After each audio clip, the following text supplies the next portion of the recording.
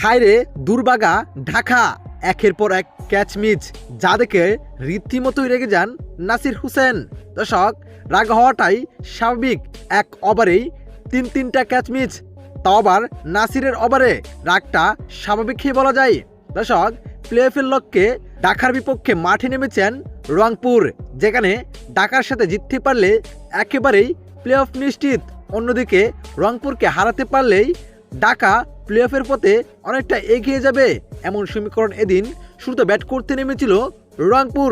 শুরুতে ব্যাট করতে নেমে অবিশ্বাস্যভাবে তাণ্ডব শুরু করেন সাদ মালান ও তৌহিদ হৃদয়, যেখানে সাদ মালান 50 বলে 78 রানের জড়ো ইনিংস খেলে আউট হয়ে যান, যেখানে 8টি 4 মারেন এবং 4টি 6।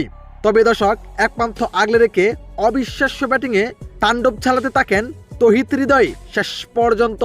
তৌহিদ হৃদয়ের অবিশ্বাস্য ব্যাটিং তাণ্ডবে পাহাড় সমান রান করেন রংপুর।